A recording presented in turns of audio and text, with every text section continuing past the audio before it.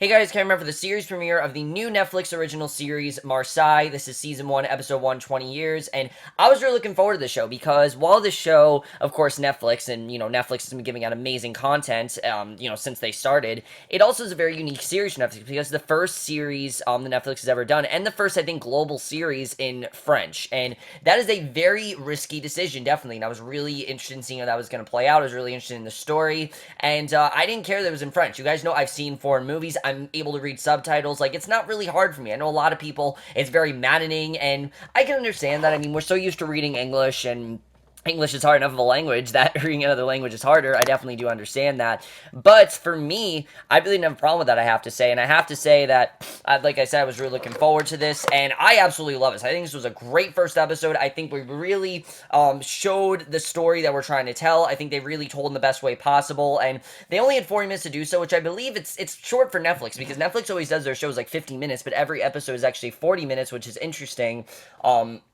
But let's just get into this first episode because there were a lot of things I definitely really loved about it. But I do love that the show is 40 minutes because it doesn't ever, or it's not overstaying its welcome. But let's just get into this episode. There's a lot to talk about, and I really did love this first episode. So right away, I love the way we're introduced because we're introduced to our main character, Robert Taro. He's the mayor of Marseille, and he's getting ready to speak, and we see that he's right away snorting coke, which is kind of like a coping mechanism. He's taking some deep breaths and tries to calm down, and he meets with his protege, Lucas Barres, who is basically going to be the main antagonist, I think, of this show, even though he is, set up as his protege. We'll get to that, but they're greeted by many. They go out to crowds of people chanting for him and says for 20 years he's been the mayor and he fucking loves the city. And right away you can tell that Taro is used to this. Like, he loves being this mayor. And I love that Taro's not an asshole. He really isn't an asshole. You definitely do see that here. Taro and Barres then watch a football game, and Robert's interviewed by press, but says he has nothing to say and is annoyed that they constantly try to interview him. And right away we see that Taro does not really love the fame. He doesn't love the fame. He kind of just wants a normal family, and that's something I really do like seeing, because we're so used to having these like anti-heroes, and that's anything but who Robert Taro is. Robert Taro really is a family first kind of guy. He cares about his family. He'll do anything for his family, and you can tell that really he just when he's not working, he just wants to live a normal life. He doesn't want to be treated as some celebrity because he's just the mayor. But in Marseille, of course, that's a big deal, and he's pretty much treated like this huge celebrity. And Taro's wife, Rachel, then asks if he plans to come home with her. He says the Fred will drop her off, and today's a big day for the casino. And she asks Barres if he's on casino duty with him, and Barres says where Taro goes, he goes. And Amanda makes a call, and this is very interesting. This is one of the most interesting aspects of the episode. We don't really know what this is about, but we got a lot of characterizations in this little scene. We really do see the bond that Taro and Barres have, that Barres pretty much is forced to go along with Taro, and is pretty much just, follows Taro wherever. And Amanda makes a call, tells a woman to give him the other phone, and we don't know who this man is, but right away he's very shady. I mean, just the way he's acting, the way he's making this call, we don't really know what his agenda is, but definitely he wants to, something is going on, and we don't really know what it is, at this point at least. So Taro then sees Rachel talking to, I assume is a doctor, I'm assuming that's what it is, and we don't really know who this guy is, which I like that there's a lot of uncertainty here. I like that we don't really understand fully what's going on. We see the doctor says that he has to speak with him. He asks where they will get asks him when he's going to get the test results, and the doctor says the lab will send them to him by next week and tells Taro not to worry. And Taro then sees the president of the council, which I don't know what this is about. What are these test results about? What's going on here? We don't really know. We get one other scene with the doctor, but it still doesn't tell us a lot, and we don't even know if this guy's really a doctor. I have to assume he's a doctor, but I don't really know. So Taro then sees the president of the council, Vanessa D. Arborantes, with her husband Edmund, and Barres sees her, and Vanessa says she heard that they are leading in the polls.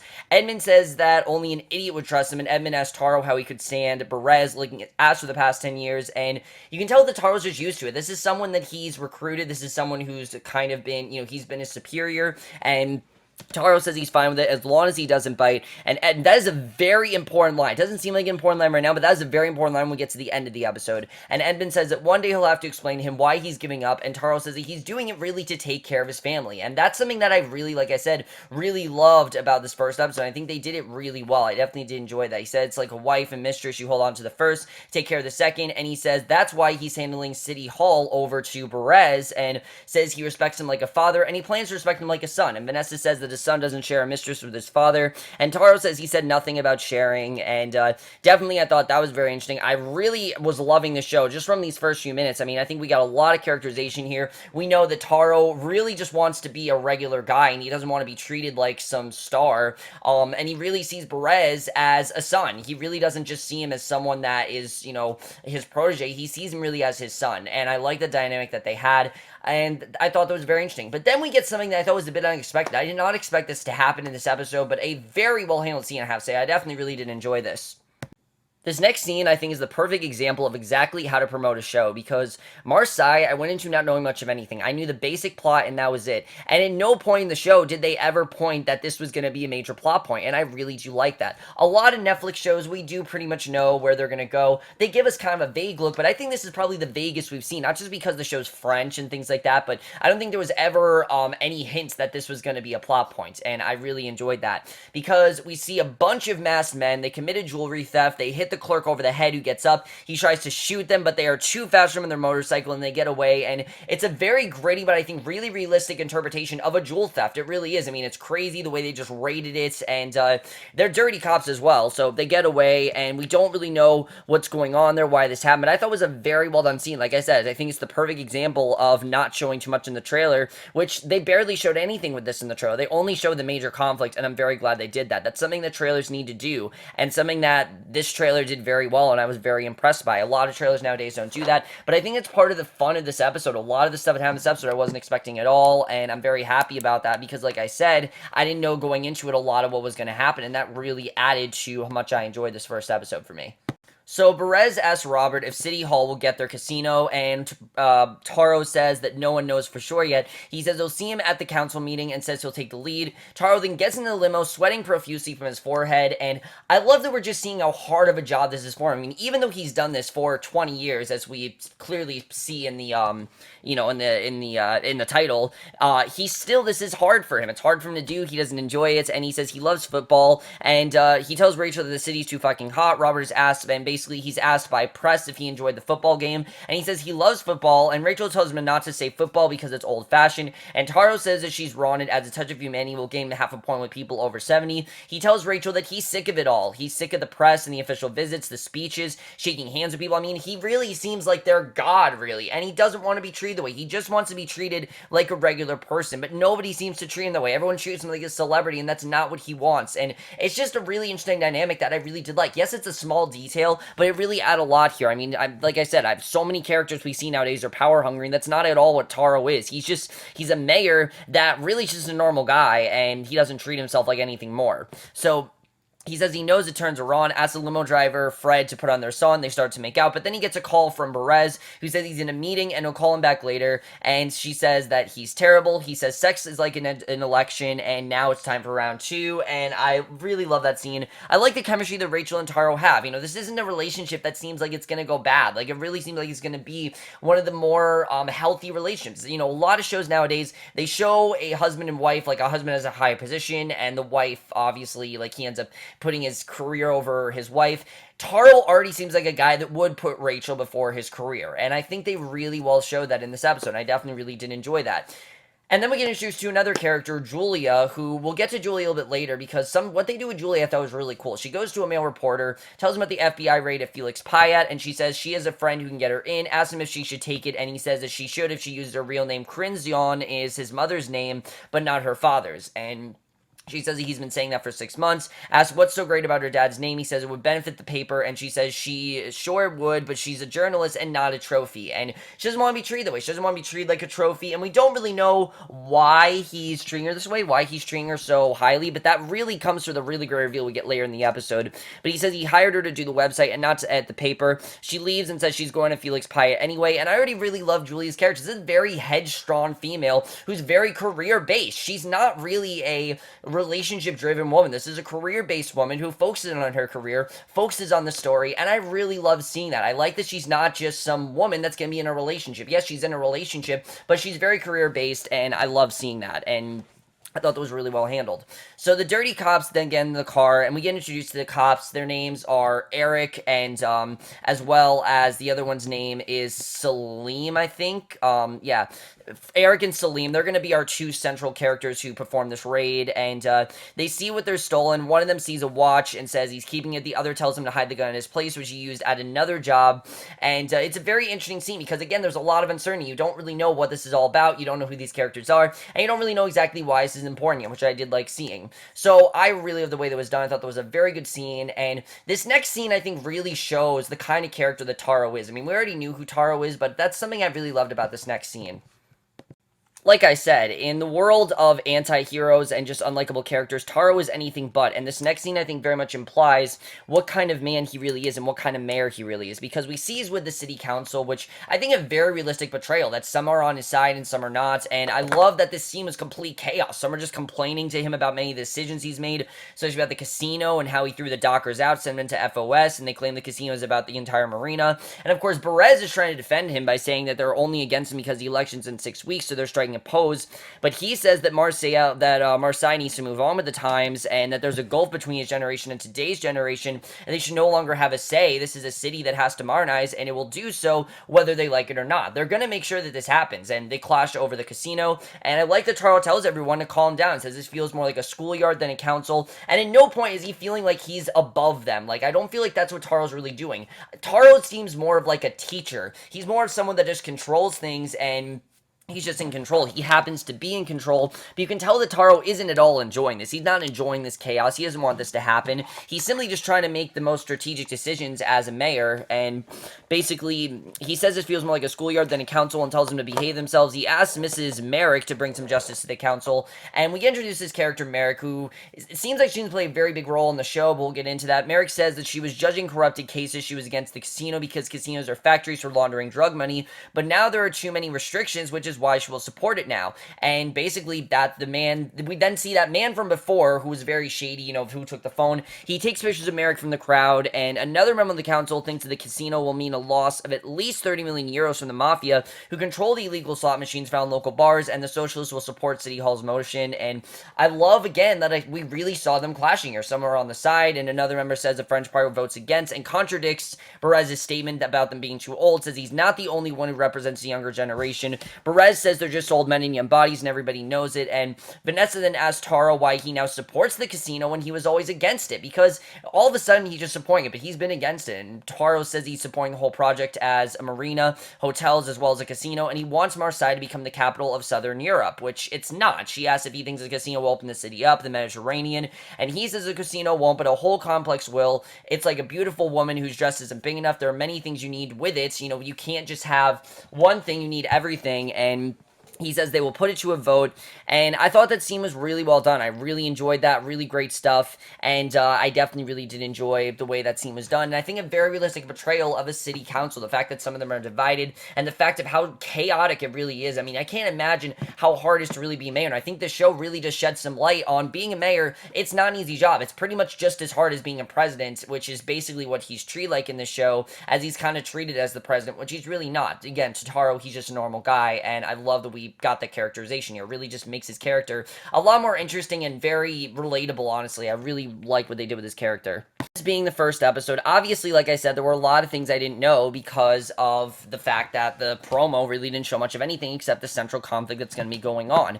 And because of this, I thought this was very well handled. The way they started to connect plots together in this episode, I really like, because before I was kind of like, what does this jewel theft really have to do with the rest of the show? It was going to be a complaint of mine. This next scene pretty much changes all of that, because we see Julie goes to Felix Pyatt with her boyfriend Eric, and of course Eric is one of the ones that performed the jewelry heist, and basically, you know, we find he's her boyfriend, and which right away is a corrupted area. They stop, and a man tells Eric he needs his ambulance. Eric says he can, and this man's name is this man's name is Farid, who looks to be like really this intimidating gangster-like character, and already really is pretty terrifying, I have to say. I think they did a very good job with making this guy as creepy as crazy as possible.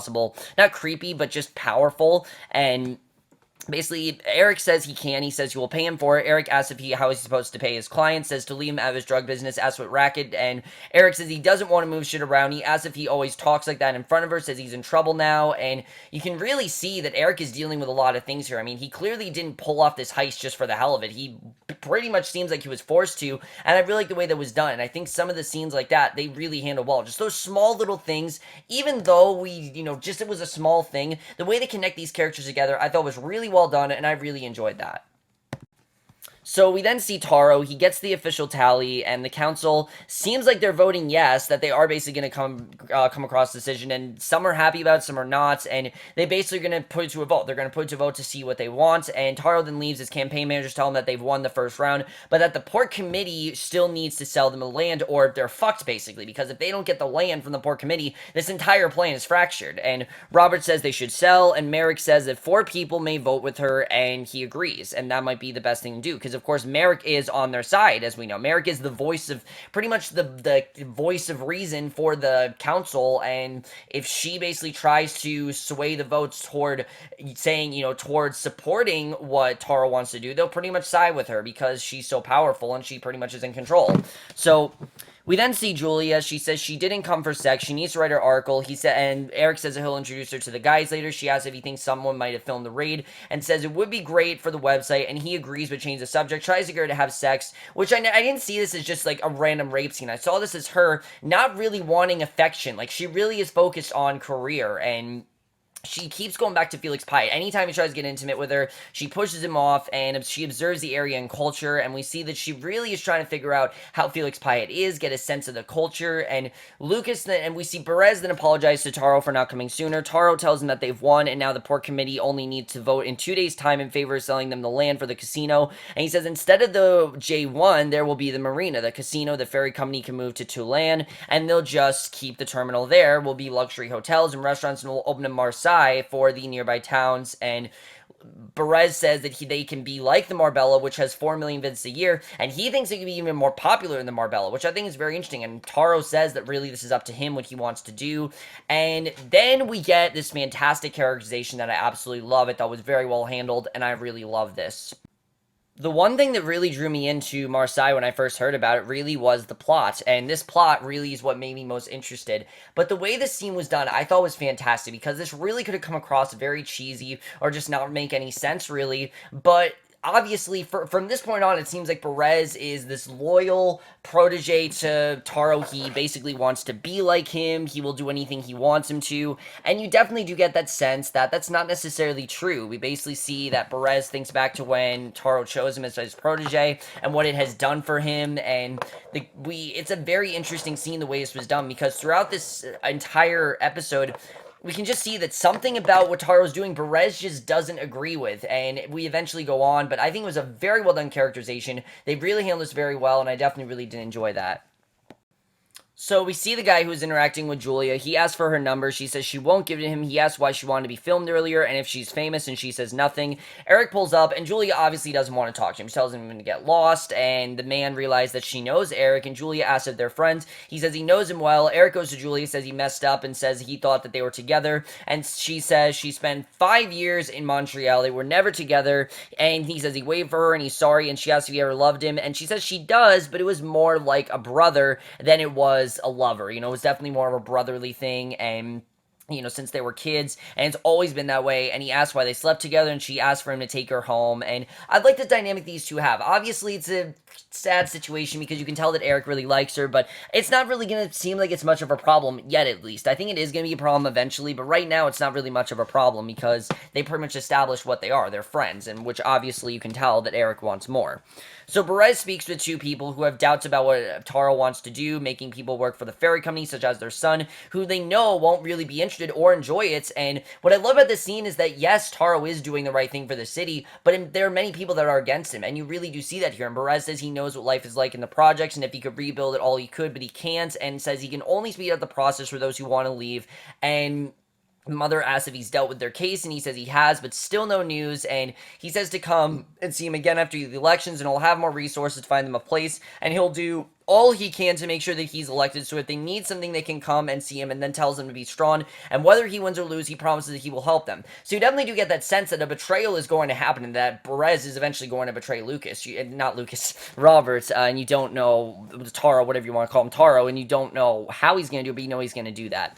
So Barres' secretary, Barbara, then tells him that he's late for regional court. He says he wants to go over the list of candidates, and she says the Rodriguez family was just there. They're good people, but they are struggling, and says they need to push their case forward. And she asks if they live in Felix Pyatt, and he says they do. And he's already spoken in the Housing Commission and tells her to see what she can do. Then says he doesn't know sneakers and a shirt is what she should be wearing, but she's still pretty. And then he heads out, and the man who took the photos meets with a man, and then we basically get a sense of who this man really is, because he tells him to find out Marek's routine, where she lives, pretty much everything he can about her, and definitely you can tell that there's something going on with Marek. He doesn't trust her. He wants to find out stuff about her, and we still don't really know who this guy is, which I think is very interesting. We don't even get his name in this episode. That's how shady he really is, but it really does go with how shady they want us to see this guy as. I mean, the fact that we don't get his name is very interesting.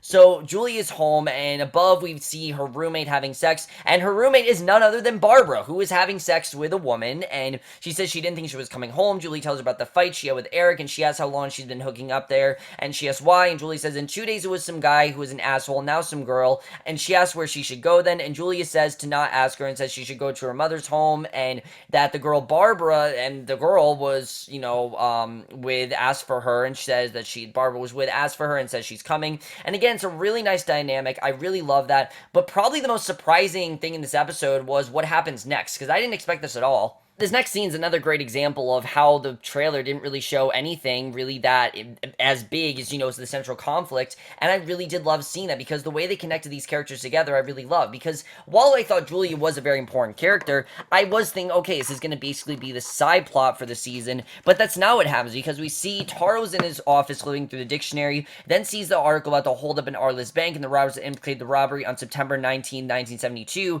in connection to what happened at Felix Pyatt, and Julia then meets with Taro, and we find out that Julia is actually his daughter. So now this makes a lot more sense. Now we know why Julia clearly, just like Taro, does not want to be targeted as famous. She doesn't want to be known as someone famous. She doesn't want to be treated like someone famous. And the humbleness of the Taro family is something I don't think we've really seen before, and I really do like that. I mean, I'm sure we've seen it in some shows, but many shows like this, it's all about power, and you can tell this is not a family of corruption. This is a family that wants to be like a family, and I really love that. And he says he likes it when her friend gets laid, because the more she fucks someone, the more she visits him. She sits down, asks him what he's doing, and he says it's nothing. She says it's just some old books, and asks her if Barbara makes a lot of noise when she fucks, and Julie says that she doesn't. It's just a really nice dynamic. The way they did this, I really enjoyed. We see the guy who wants information, watches the plane take off, and we still don't know who this guy is, but then we get this really nice dynamic between Rachel, Robert, and Taro and Julia, because now we know that these three really are a family dynamic. It's something that I didn't know the show was going to have, and I really enjoyed seeing that. Some of the best scenes in this episode are just the family dynamic here. We see Rachel's playing the violin for Taro and Julia, and Rachel says she doesn't think she's ready. Julia says she'll be ready. She knows Bach is a little harder than Sam Smith, but still, and asks if she should play Sam Smith, which she does. And Taro then gets a text from Osmond, who asks if someone is digging for dirt, and Taro says that is what worries him, that someone is eventually going to betray him, and that someone's going to vote against him. And of course, we know that's going to be. We know that Barres is the one that's probably going to do that. So Rachel finishes playing, and Taro says that was great. Julie says it was terrible, and Taro says it was simple but beautiful, and it's just a really nice scene. I love the way this was done. I definitely really enjoyed that. But again, this next scene, we get a really great characterization for Barres, which I definitely really love. So we see Barres, he's watching more footage of what Robert said, of what Taro said when he was chosen as deputy, and he feels like he might have just been used as a voice for the younger generation, because all he sees Taro really say is that, oh, you're here because, for youth and everything. So he kind of feels a bit used, and he feels a bit cheated, because that's really what everyone sees him as, is a voice for the younger generation, and that's not what he wants to be. He wants to be Taro's superior, but that's not the most important piece of information here. The most important piece of information that Taro told him that he could eventually do this on his own, and and I think he's really getting that sense that he doesn't just want to work for Taro, he wants to be as successful as Taro, and he looks at a mask, and Taro then heads to the council, snorts some coke, and thinks of what is at stake in the election and what they need to achieve, and it was a really great scene, right, because this was right before the scene with Lucas, what he was going through, and then seeing what Taro was going through. You can see these two are going through very different circumstances. They both know what they're doing, but they kind of have doubts about what they're doing. Taro has doubts about this casino. He doesn't know if it's really going to work out, while Barres has doubts about really betraying Taro because he knows all that Taro has done for him, and he doesn't really know if he wants to actually do it, but he just feels that maybe he should do this.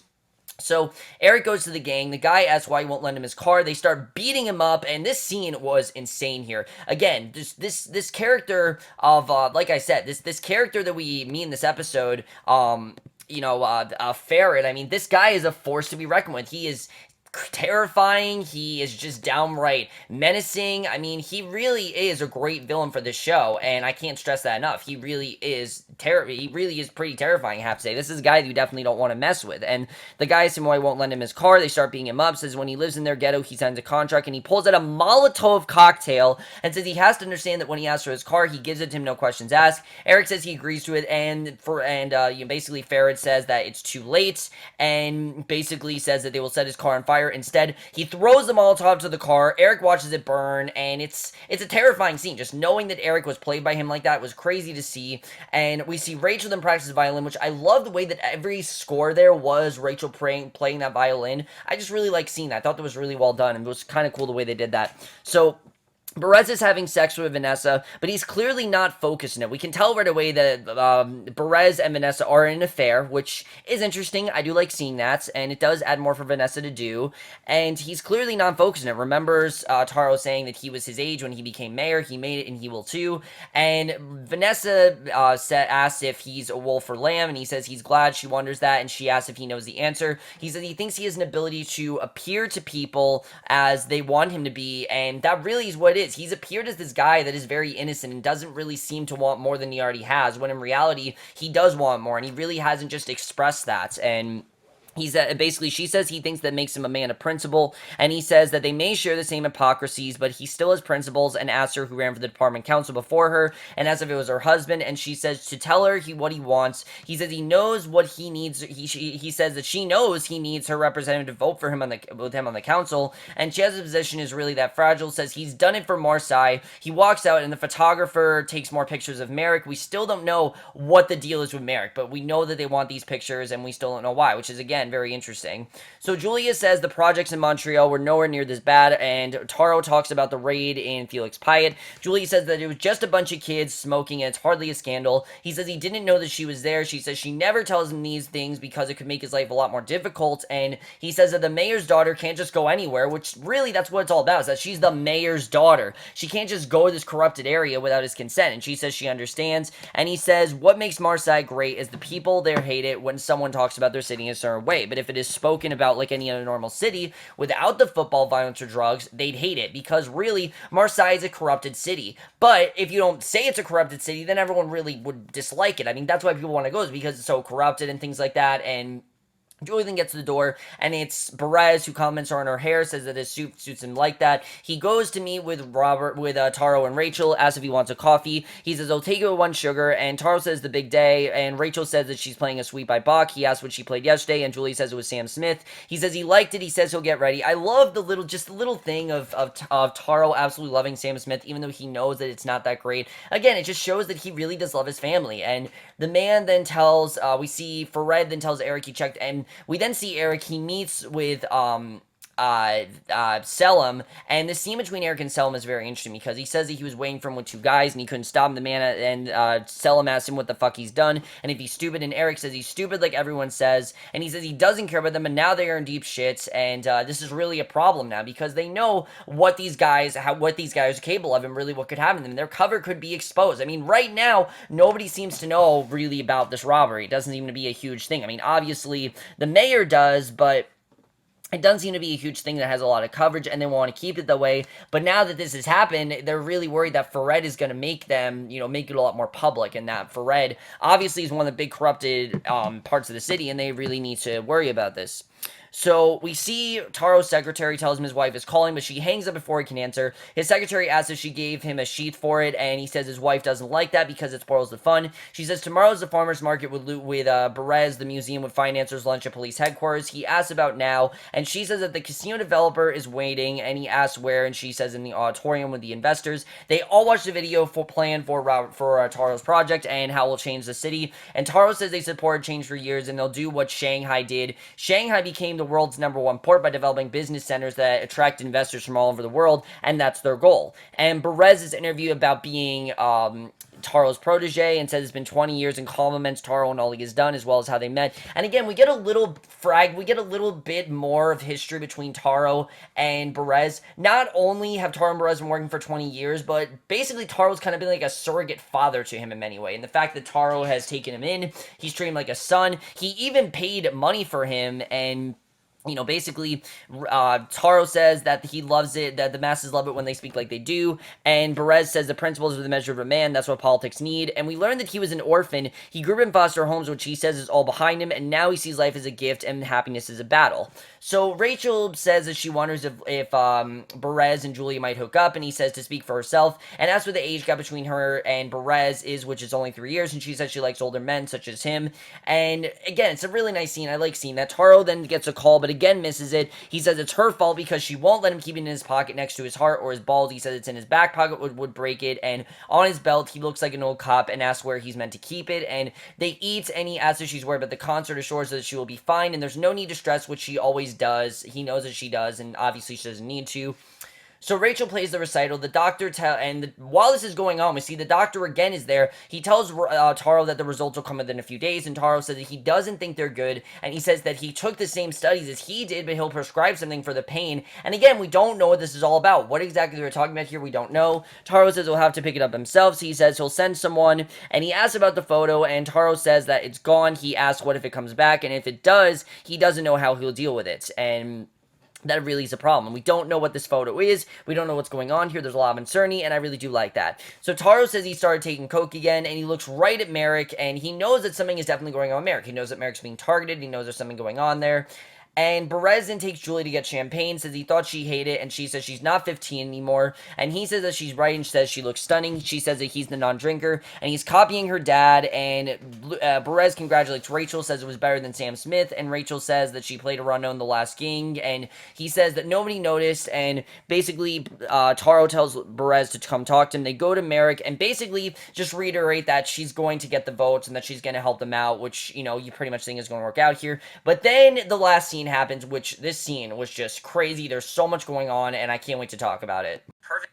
Pretty much the last scene of this episode is everything that this episode was building towards. I mean, we knew that this was going to end really crazy. We knew the plot of the show. We knew that this was going to happen. And it really, the way this ends, I don't think it could have really ended crazier because it really is insane the way this all ends. We see Marek is running, sees the two men who stop her dead in her tracks, and the council thinks about the vote, and they realize that Marek isn't there, and they're basically forced to vote without her. And Costin then calls Robert and Taro and says that something is up, and he doesn't like it, especially knowing that Marek isn't there. And Taro says he's on his way, tells her drive to get him to the port committee quickly. Marek looks at the two men as the council votes. Marek asks if the men they don't want a casino, and they say that they don't. She asks who they work for, because of course we don't know either who they work for, and that's what makes this scene so disturbing, is that we don't know who these men are and what their agenda is. And Taro makes it to the port committee to see how the vote's playing out, and the Marseille Port Association seem to be against this sale, obviously because they don't want people to use their ports, and the men tell Marek that she can go, but then they push her off the mountain as the man on the plane praises them for enacting his plan.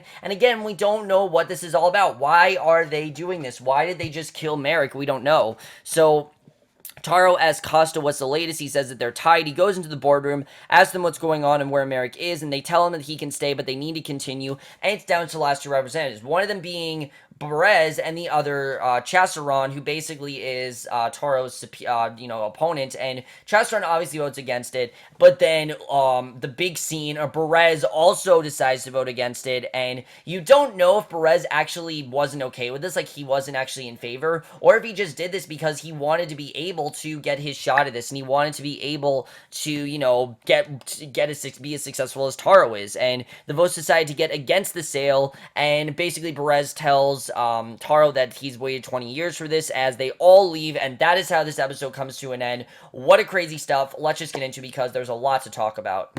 So, crazy start overall, really, guys. I mean, just in this first episode, we can already tell the tension that's going to be going on between Barres and Taro, and especially given their history, this is not going to end well. This is going to be a very ugly battle, and I don't see things going well for either of them. I mean, I think this is really going to ruin Taro's really nice, healthy family dynamic. It's also going to ruin the way that Taro really sees Barres. He's seen him as a son, and now Barres has portrayed him, and of course, Barres, he wanted to get the equal chance, and really that's why he's doing this, but at the same time, obviously, Taro doesn't really care why he's doing this. He knows that Barres is betraying him, and that's really what he's upset about. But this first episode I thought was great. Let's get to the cast in the show, because the cast is really one of the things that I think is the best thing about the show, because definitely I think the cast really was handled very well here.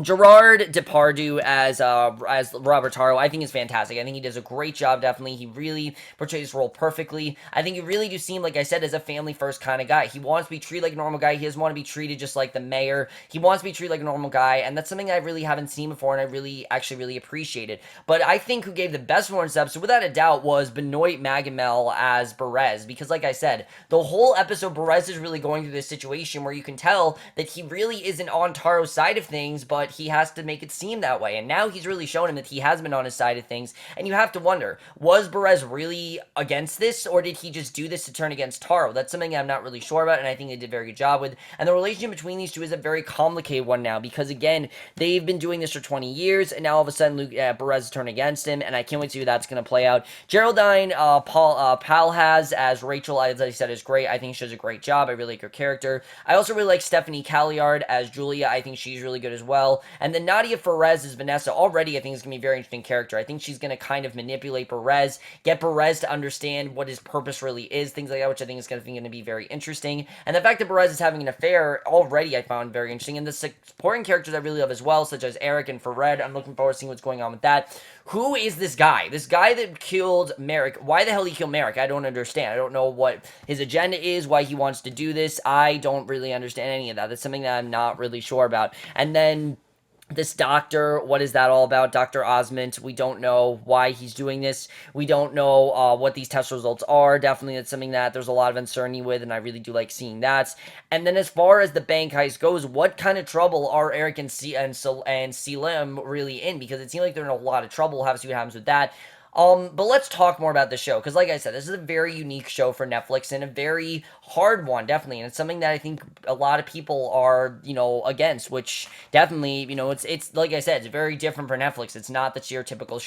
And that's really the thing that intrigued me with Marseille, is how different it is from other Netflix shows. The fact that this is all in French, and the fact that this show is very dialogue-driven, is really risky. I mean, yes, a lot of shows are dialogue-driven, obviously, but the fact that all this entire show is in French, and they use French subtitles throughout the entire show, it can be very aggravating for some people. I can definitely understand that. But I really think if you look past the subtitles, this is a very well-written show, and that's something I really do love about. The writing here is fantastic. But I am going to warn you guys, whatever you do, do not listen to the show with the English subtitles. It ruins the entire show. I tried to do that listening to it with the English dub. It is so obviously dubbed, and so not what the show is trying to be, and so not French at all, and it completely ruins the point of the show. The point of Marseille is really to get us to understand the culture more, and get us to understand this country more. And I know that France is hating on the show, saying, oh, it's not an accurate representation, but I really think the show is trying to show what Marseille is really like, and how Marseille is this corrupted town and things like that, which they did shoot on location, which I think is really cool. I really love seeing that.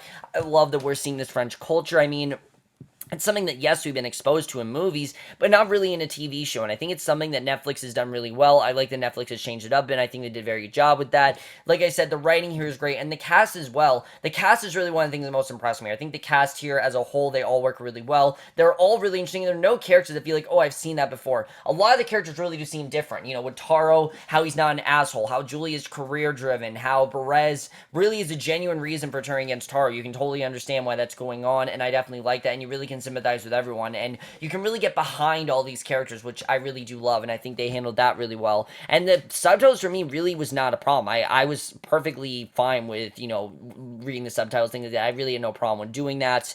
But that's something that I definitely really love, is the writing. I think is probably the best aspect of the show. It's really surprising, and again, I'm very happy they didn't put most of what happened this episode in the preview, because it seems like that's what they do most of the time, and they didn't for this.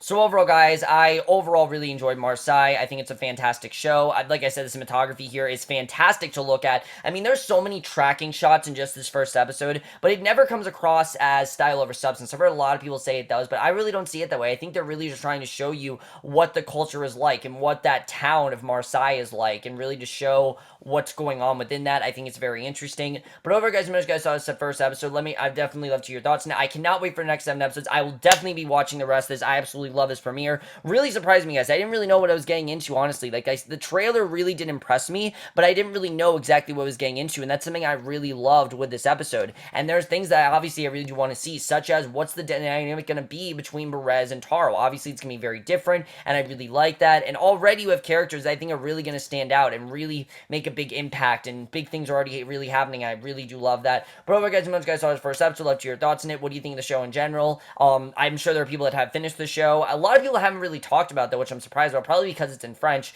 But overall, what do you guys think of that in general? Can you get past the French? Don't listen to English dub. Like I said, it ruins the entire show. That's my review. Hope you enjoyed it. We'll see you guys in my next show, which will be for Arrow, and we'll see you guys for that. Okay, bye.